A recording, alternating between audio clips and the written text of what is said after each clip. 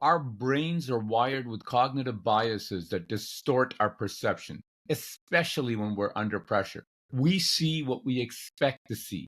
We overweight information that confirms our existing beliefs, and we miss critical data that doesn't fit our mental models. A fascinating experiment called the invisible gorilla demonstrates this perfectly.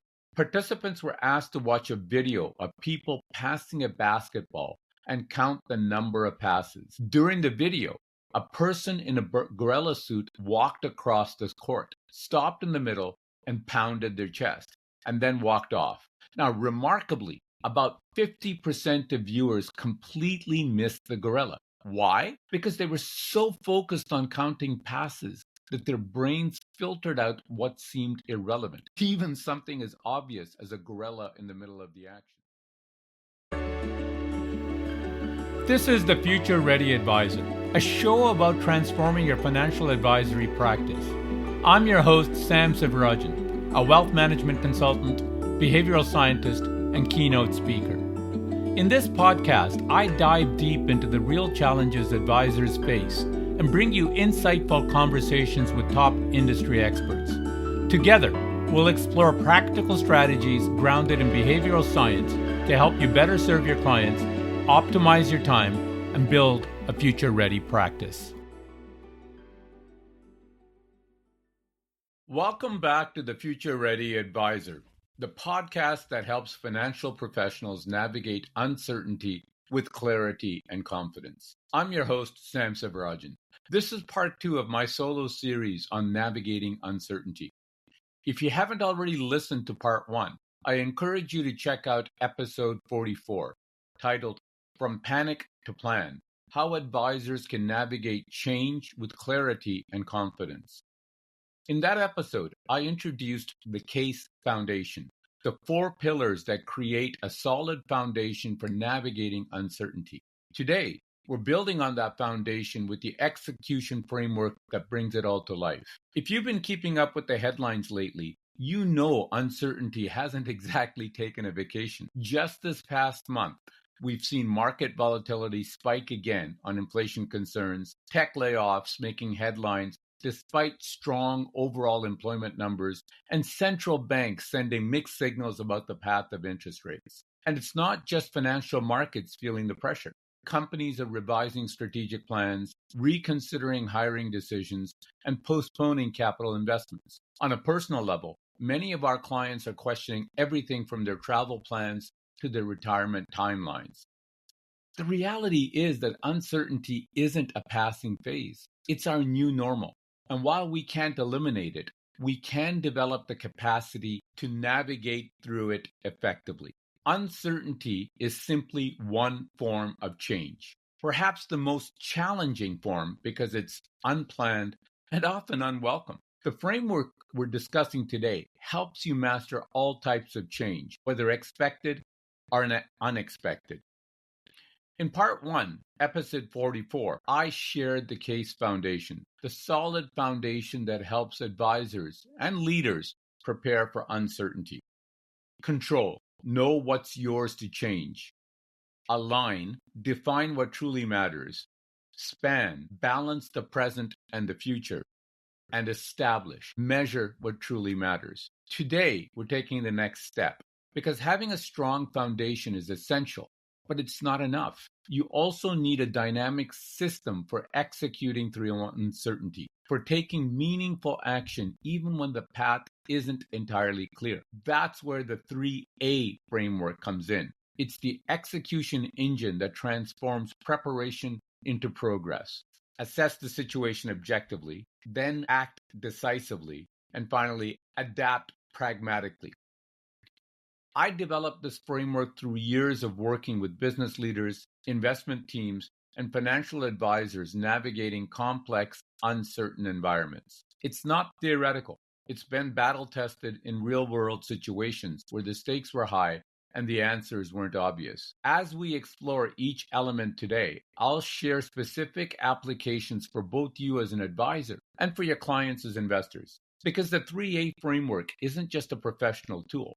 It's a life skill that helps anyone move forward with confidence in uncertain times. So let's dive in and explore how to execute through uncertainty with clarity and purpose. Assess, seeing clearly. The first pillar of execution is assess, assessing the situation objectively. Now, this might sound straightforward, but it's actually where many of us stumble. Our brains are wired with cognitive biases that distort our perception, especially when we're under pressure. We see what we expect to see. We overweight information that confirms our existing beliefs, and we miss critical data that doesn't fit our mental models. A fascinating experiment called the invisible gorilla demonstrates this perfectly. Participants were asked to watch a video of people passing a basketball and count the number of passes. During the video, a person in a gorilla suit walked across this court, stopped in the middle, and pounded their chest, and then walked off. Now, remarkably, about 50% of viewers completely missed the gorilla. Why? Because they were so focused on counting passes that their brains filtered out what seemed irrelevant, even something as obvious as a gorilla in the middle of the action. As advisors, we face our own invisible gorillas. We might be so focused on portfolio performance that we miss critical changes in a client's life circumstances, or we might be so attached to a particular economic outlook that we discount contradictory evidence. Let me share a personal lesson. At one wealth management business I was leading, we kept pursuing a public company CEO as a private wealth client, meeting after meeting, but still no progress. Why? We were seeing through our own biases, blinded by assumptions about who made decisions. Then, one of my investment counselors stepped back and saw the situation clearly. She realized that it was the CEO's wife who made the personal financial decisions. This shift in perspective won us a billionaire client, all because she saw the situation as it was and not as we assumed it to be. This experience taught me a powerful lesson about cognitive bias. We had been so focused on the CEO, the obvious decision maker in business, that we completely missed the actual decision maker for personal wealth. Our preconceptions about power dynamics and decision making had created a blind spot that nearly cost us a transformative client relationship. So how do we overcome these natural biases and develop a clearer picture? The answer lies in using structured frameworks that force us to look at situations from multiple perspectives. One of the most powerful tools I've found is the 6 thinking hats method, developed by Edward de Bono. It systematically explores different modes of thinking. 1, the white hat, where you focus on facts and data, such as market conditions and client information. 2, the red hat, where you acknowledge emotions and intuitions, such as client fears or market sentiment. 3, the black hat, you identify risks and potential problems, such as regulatory challenges or market threats. 4, the yellow hat, where you explore opportunities and benefits, such as new services or growth potential. 5, the green hat, you generate creative solutions, innovative client experiences, or unique approaches, for example. And finally, number 6, the blue hat.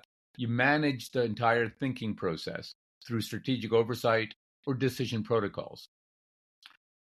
Let me share how this framework transformed one advisor's approach during a market correction. Michael had a client, a retired executive, who called in a panic as their portfolio dropped 15%. Michael's initial instinct was to dive straight into the data, reassuring her with historical market recovery statistics and portfolio stress tests. But using the 6 thinking hats approach, he took a more comprehensive view. With the white hat, he examined portfolio allocation, withdrawal rates, and market conditions. With the red hat, he acknowledged both the client's emotional distress and his own anxiety about keeping her as a client. With the black hat, he identified specific vulnerabilities in her financial plan if the correction deepened. With the yellow hat, he spotted opportunities to rebalance at advantageous prices. With the green hat, he developed a creative communication approach using visual scenarios. And with the blue hat, he maintained focus on our long-term goals rather than short-term performance. This comprehensive assessment led to a completely different client conversation, one that addressed both the technical aspects of her situation and the emotional reality she was experiencing. Rather than simply reassuring her that markets would recover, Michael helped her understand exactly where she stood relative to her goals and what specific actions made sense given her unique circumstances. The result wasn't just a preserved client relationship, it was a deepened one. The client later told Michael, "That was the first time I felt like an advisor truly understood both my financial situation and how I felt about it." For advisors, the assessment phase is about developing what I call strategic empathy, the ability to see your client's situations with both analytical precision and emotional intelligence. This means challenging your own assumptions about markets, client needs, and practice management, creating structured decision processes that counteract biases, soliciting different perspectives, especially from team members with different thinking styles, documenting your assessment process so you can learn from both successes and mistakes, and developing the habit of asking, "What am I missing?" before finalizing important decisions. For investors, effective assessment requires similar discipline. Help them distinguish between market noise and meaningful signals. Recognize their emotional reactions to volatility without being controlled by them. Evaluate their financial situations objectively rather than comparatively.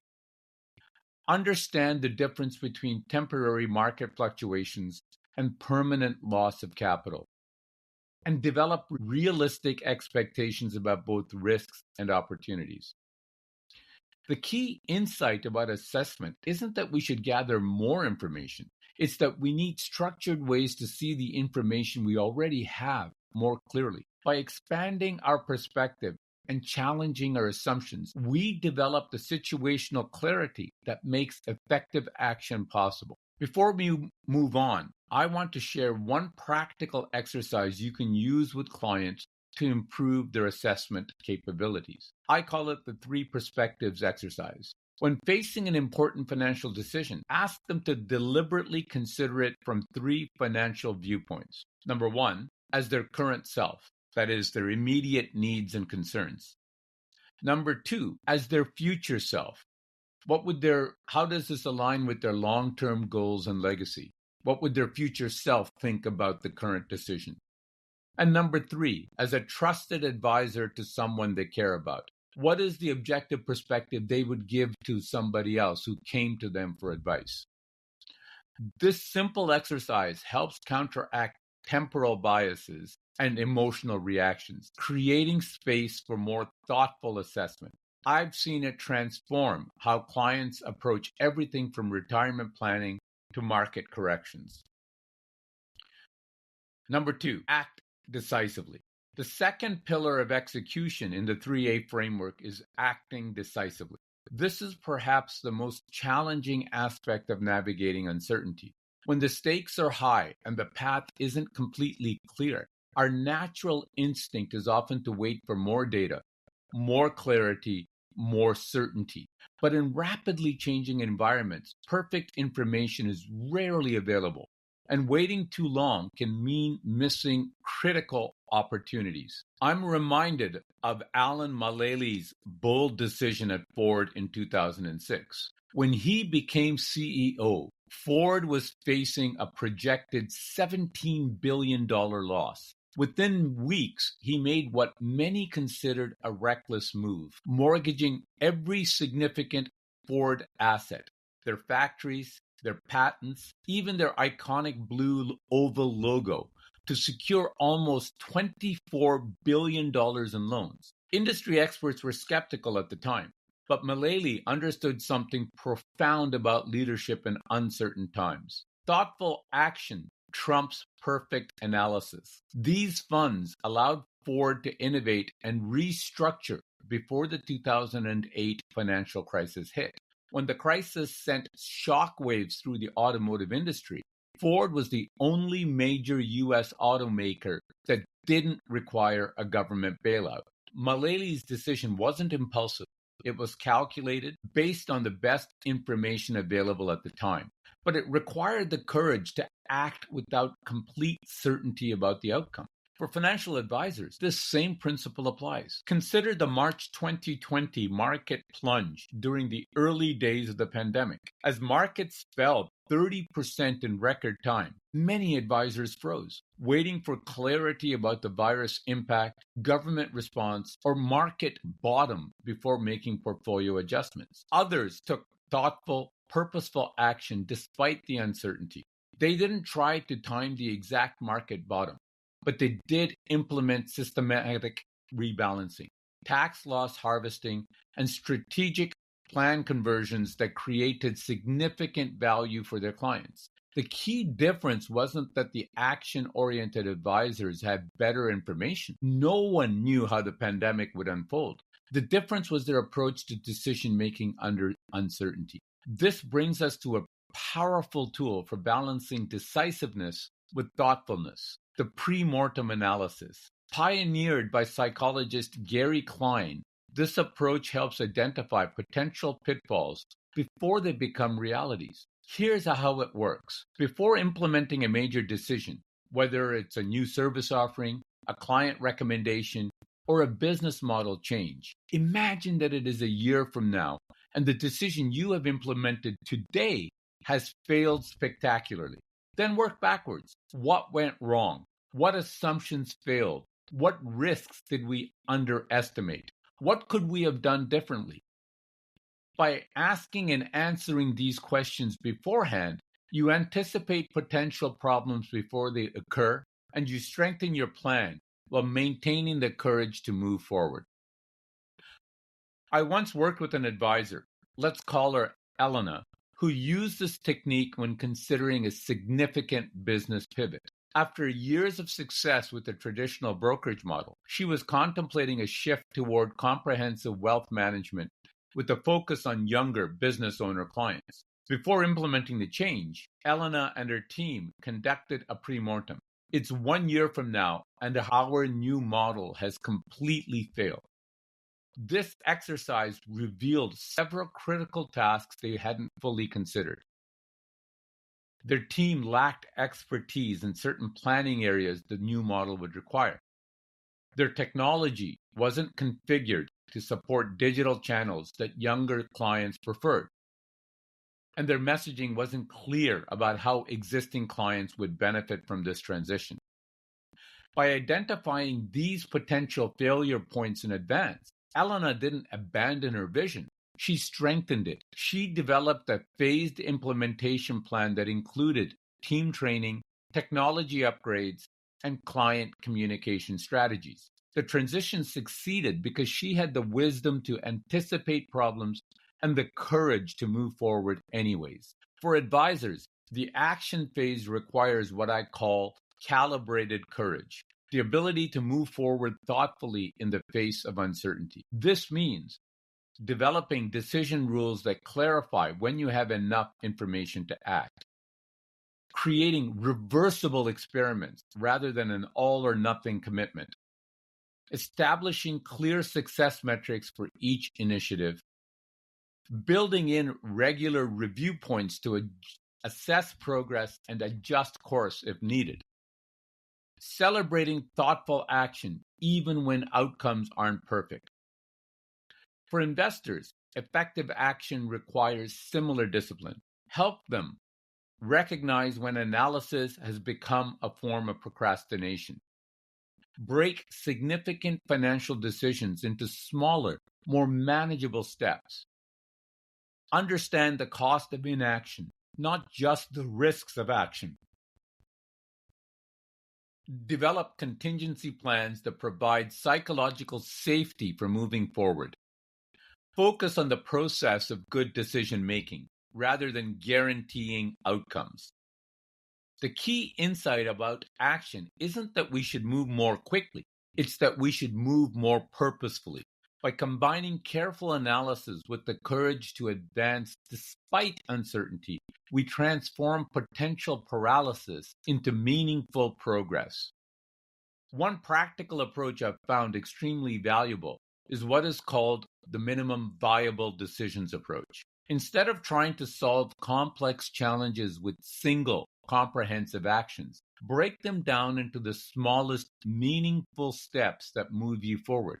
For instance, rather than creating a complete succession plan in one giant effort, identify the one decision you can make today that creates the most options for tomorrow. This might be having an initial conversation with the potential successor, creating a valuation methodology, or documenting key client relationships. Each minimum viable decision reduces uncertainty incrementally while building momentum towards your larger goal. It's a powerful antidote to the paralysis that often accompanies complex, high-stakes choices.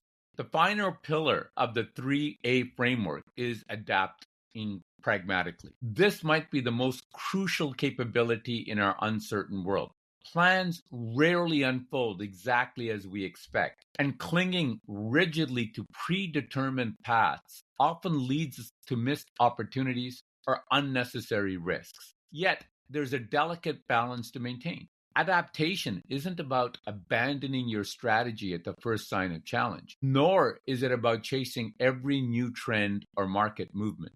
It's about maintaining strategic direction while adjusting tactical execution based on real-time feedback and changing conditions. No company exemplifies this principle better than Microsoft under Satya Nadella's leadership.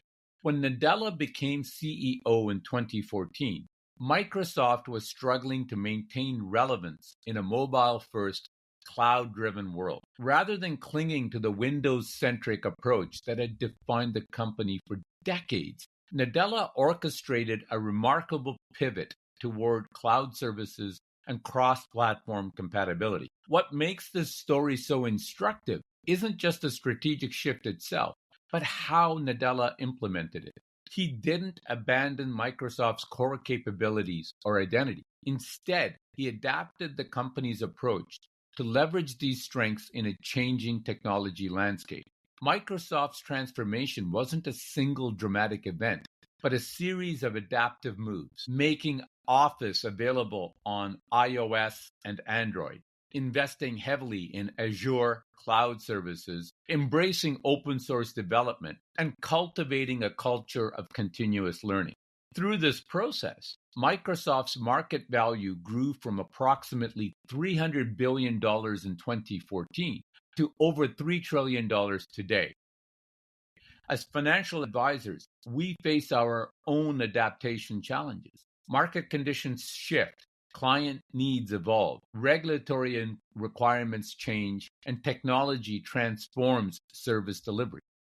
The most successful practices aren't necessarily those with the best initial strategy, but those that adapt most effectively as conditions change. One powerful framework for building this adaptive capability is what psychologist Carl Weick calls the small wins approach. Rather than implementing massive changes that create resistance and risk, break adaptations into manageable steps that build momentum and confidence. One example that perfectly illustrates this principle is the phenomenal success the Pittsburgh Steelers, the U.S. football team, had in the late 1970s.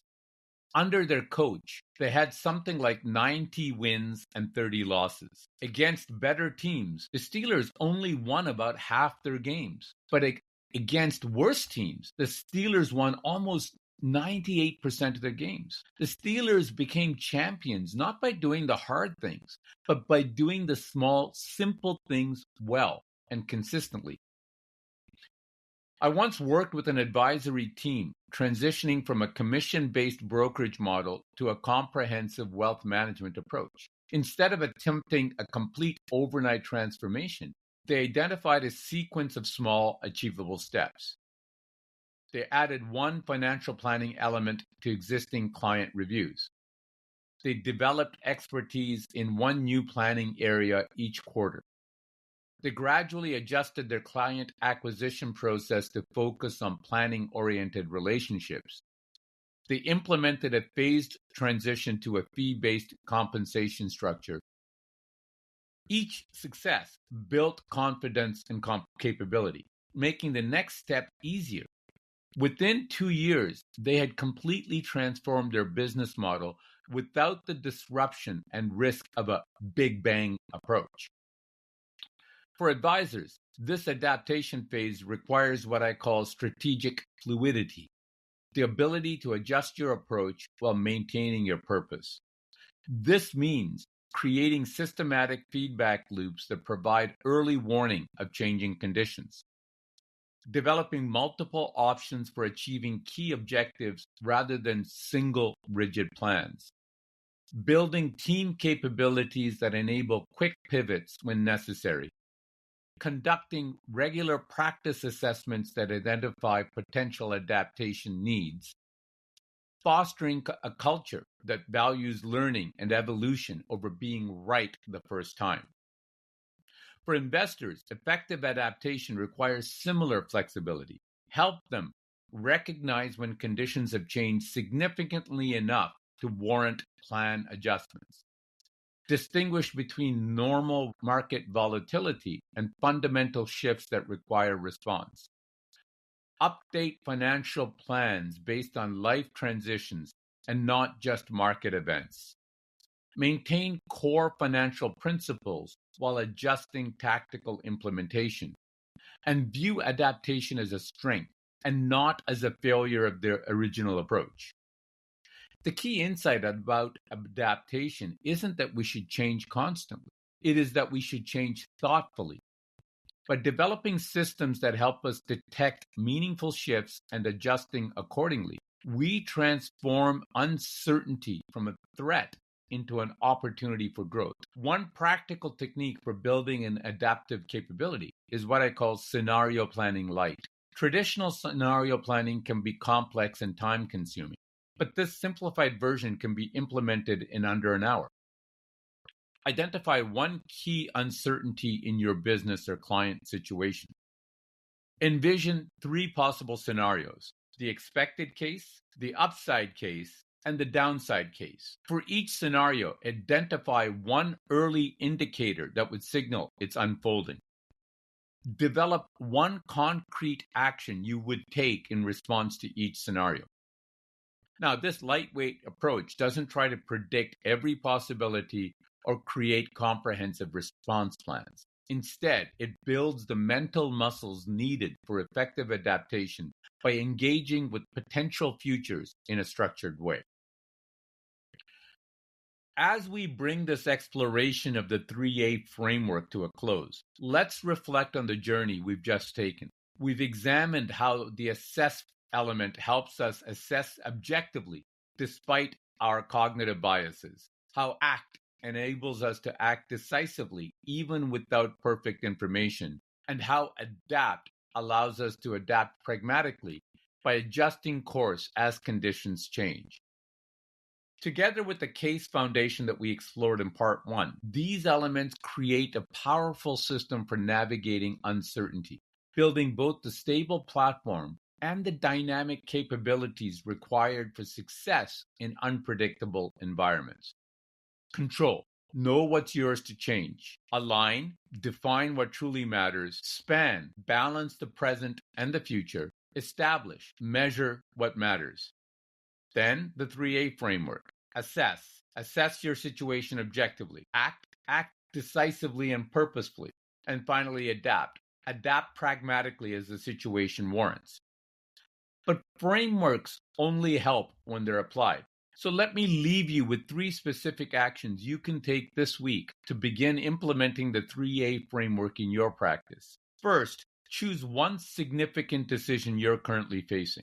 Apply the 6 thinking hats method we discussed, deliberately exploring it from multiple perspectives. Notice what new insights emerge when you look beyond your default thinking mode. Second, identify one minimum viable decision you can make today, a small, meaningful step that reduces uncertainty and creates forward momentum in an important area of your practice. Third, conduct a quick scenario planning light exercise for one key uncertainty affecting your business or clients. Envisioning multiple possibilities and potential responses will strengthen your adaptive muscles, even if those specific scenarios never materialize. Remember, navigating uncertainty isn't about having perfect foresight. It's about developing the capacity to move forward wisely despite limited information. The 3A framework doesn't eliminate uncertainty. It gives you the tools to transform it from a source of anxiety into a catalyst for growth. I explore these concepts in greater depth in my upcoming book, Change Mastery: How to Lead, Adapt, and Thrive in a World of Disruption. The book provides detailed implementation guides, decision tools, and practical exercises designed specifically for professionals facing complex, uncertain environments. The book launch is planned for September 2025. If you'd like early access, behind-the-scenes content, and special launch offers, please visit Change Mastery to join our insider list. I'll include this link in the show notes. I hope this episode has given you valuable insights for executing through uncertainty with greater confidence and clarity. Tune into the next episode for further insights from expert guests. Until then, this is Sam Sivarajan with the Future Ready Advisor. Thank you for listening. You've been listening to the Future Ready Advisor. If you enjoyed the show, please leave a review on Apple Podcasts or a rating on Spotify, or share your feedback wherever you listen. Be sure to follow the podcast so you never miss an episode.